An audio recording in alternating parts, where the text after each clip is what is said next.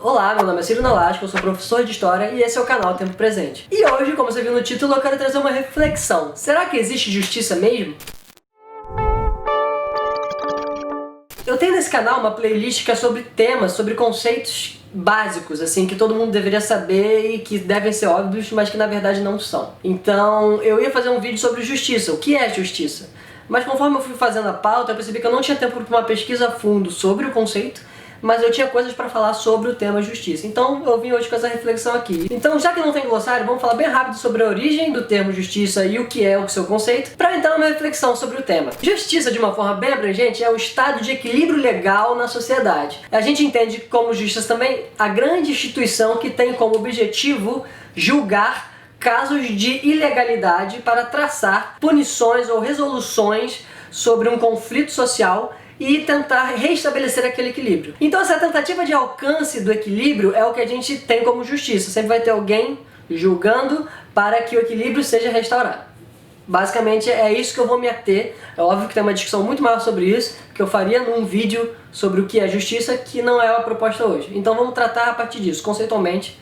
A justiça é um estado de equilíbrio legal. E é óbvio, quando a gente está falando de grupos de pessoas, sempre vai haver a questão da justiça. Todas as sociedades do mundo vai ter a sua versão. Como herdeiros de uma tradição europeia da história, nós somos herdeiros, enquanto sociedade, de várias culturas europeias.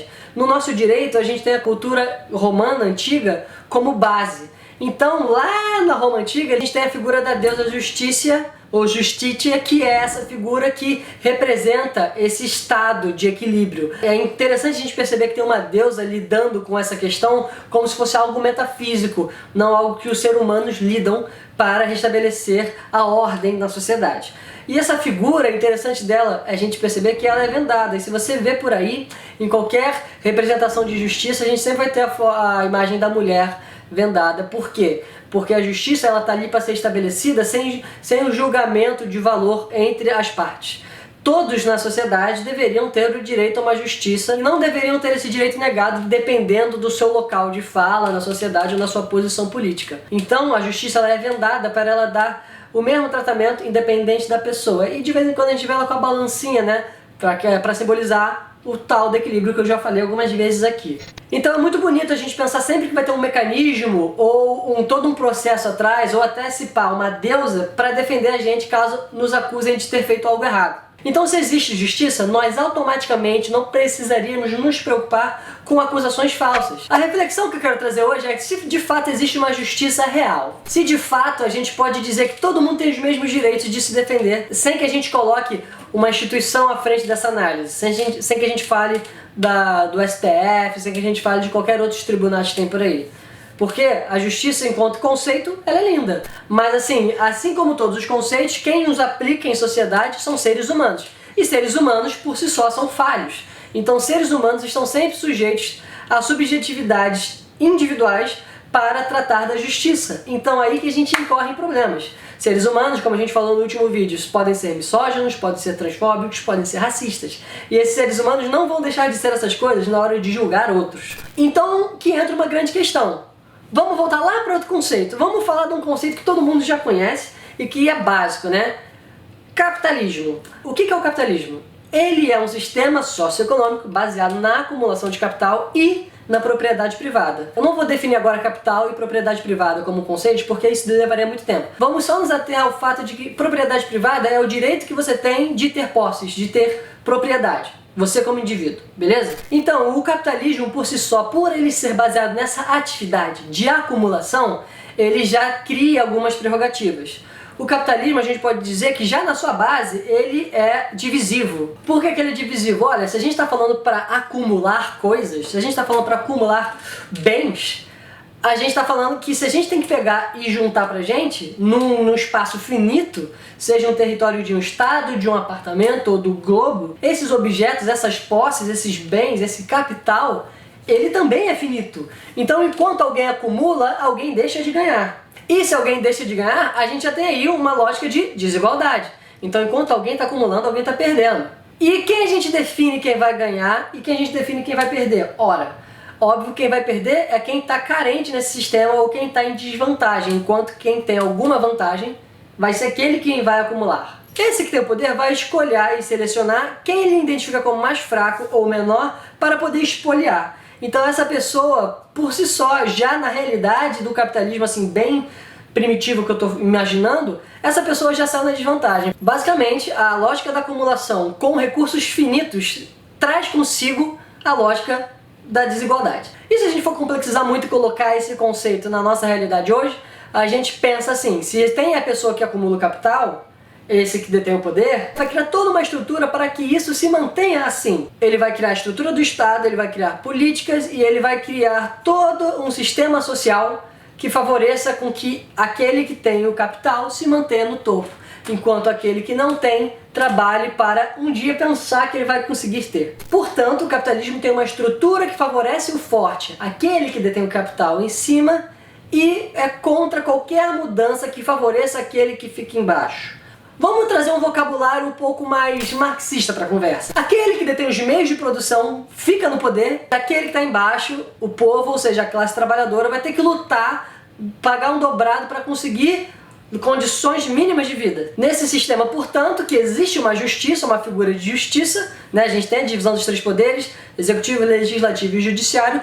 Todos esses três poderes, por mais que eles vão pensar numa sociedade que eles entendam como justa, dentro do capitalismo, ela sempre vai favorecer a lógica do capitalismo. Então, se a gente tem uma justiça dentro do capitalismo, é uma justiça que vai favorecer quem? Aquele que tem o capital. Então, se a gente pensa que existe uma sociedade que as pessoas lutam por direitos e que está fora da lógica do capitalismo, que para o capitalismo é danoso, esses direitos vão ser enxergados como segunda classe. Onde é que eu estou querendo chegar? Imagina que a gente teve agora no mês de junho movimentos de luta, principalmente nos Estados Unidos, mas que foram se irradiando pelo mundo inteiro, de direitos sociais, novamente. De vidas negras importam, um movimento antifascista no Brasil, enquanto a gente tem uma pandemia que está tendo um movimento governamental de ignorá-la, a gente tem movimentos sociais que lutam por uma mudança puramente social. E a lógica do capitalismo ela é primariamente econômica. Então, se você tenta puxar a agenda para o social, você está necessariamente ferindo a agenda econômica. E mas você pensa assim, em 1960 nos Estados Unidos a gente teve a luta pelos direitos civis. Direitos esses que foram adquiridos. A gente teve marcha sobre Washington, a gente teve Malcolm X, Martin Luther King, Panteras Negras, pessoas que lutaram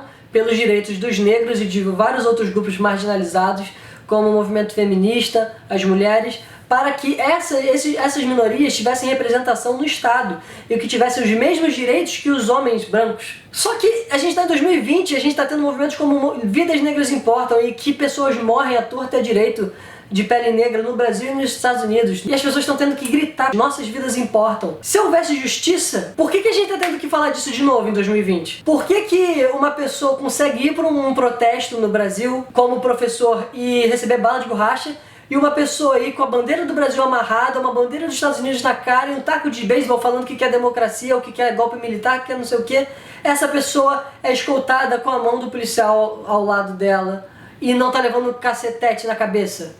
Onde é que tá a justiça nisso? Porque é óbvio, né? A luta desses grupos minoritários, a luta pelos direitos sociais, é uma luta que incomoda quem tá lá no poder. Porque se você ganhar direitos sociais, se você ganhar direitos políticos ou direitos econômicos, se essa classe basal, a classe que mantém a pirâmide social, ela se rebela para conseguir mais direitos, ela consegue mais direitos sociais hoje, mas amanhã ela pede mais direitos econômicos. Então a mão de obra fica mais cara, a mão de obra fica mais cara, a produção fica mais cara, essa produção fica mais cara, o bem de consumo fica mais caro.